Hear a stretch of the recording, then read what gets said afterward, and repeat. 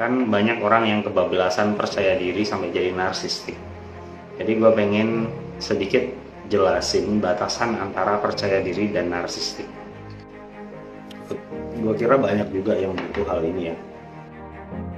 Percaya diri dan kepedean lah ya. Kalau percaya diri lawannya narsistik itu kayaknya nggak cocok deh ya. Jadi gimana sih kita itu memaintain atau mengontrol kepercayaan diri kita itu supaya nggak jadi kepedean dan perik gitu ya kan.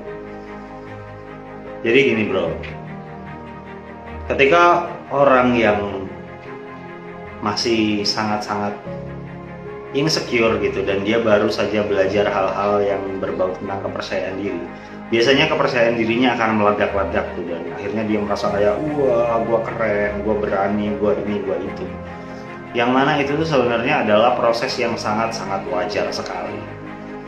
Karena gini loh ya, ketika selama ini kita insecure, kita itu sedang kayak numpuk perasaan malu, perasaan merasa terintimidasi, perasaan nggak berharga, perasaan macam-macam itu numpuk di bawah sana. Ya, dan ketika kita belajar tentang kepercayaan diri, terutama buat berada yang di semester 1 ini, itu sedang detoksifikasi perasaan-perasaan yang dulu itu mengumpul di dalam sana. Jadi kayak semacam botol bir itu dikocok gitu, atau Coca-Cola atau apapun, dan tutupnya dibuka dan akhirnya dia keluar semua tuh busanya tuh. Nah, busa-busa itu tuh kayak semacam tumbukan-tumbukan dari perasaan-perasaan negatif yang ada di dalam diri lo di masa lalu.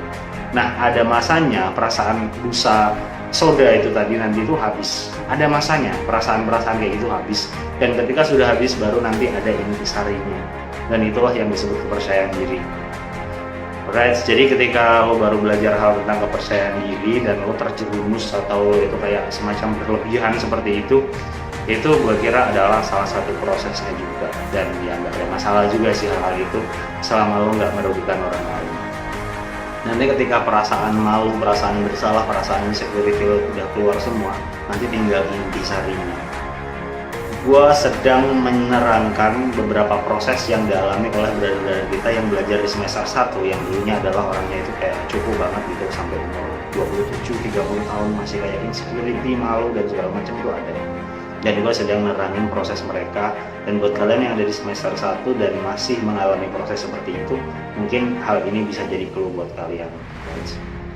Nah, terus yang kedua itu adalah begini. Perasaan percaya diri itu kan datangnya dari dalam sana kan seharusnya kan. Seperti yang kita pelajari di semester 1. Jadi perasaan percaya diri itu adalah perasaan powerful, perasaan mampu, perasaan berharga. Perasaan merasa berharga, perasaan menyayangi diri sendiri, dan harusnya itu tuh menjadi sebuah kesukacitaan. Kalau semua racun-racun masa lalu tadi itu udah hilang, nanti perasaan kepercayaan diri itu menjadi sebuah kesukacitaan, ketenangan, kebebasan yang kita rasakan di dalam diri kita sendiri sana. Dan yang salah itu adalah perasaan kepercayaan diri yang kita merasa lebih baik daripada orang lain. Kita merasa kita menindas orang lain, kita merasa semua orang lain itu di bawah kita. Itu perasaan kepercayaan diri yang salah. Artinya itu berdasarkan dari kesombongan kan. Yang mana biasanya ketika baru-baru belajar kepercayaan diri, waktu baru-baru membuang racun-racun masa lalu insecurity itu, biasanya ada perasaan sombong memang di dalam hati sana. Itu bagian dari proses. Dan ketika sudah mencapai intisarinya, maka yang lo dapatkan di dalam hati lo sana itu bukan lagi perasaan sombong, perasaan lebih baik dari orang lain, perasaan ngeremehin orang, perasaan kayak preman gitu. Bukan lagi perasaan itu, tapi perasaan sukacita, perasaan nyaman, perasaan tenang, perasaan yang kayak nggak terpengaruh oleh keadaan di sekitar lo.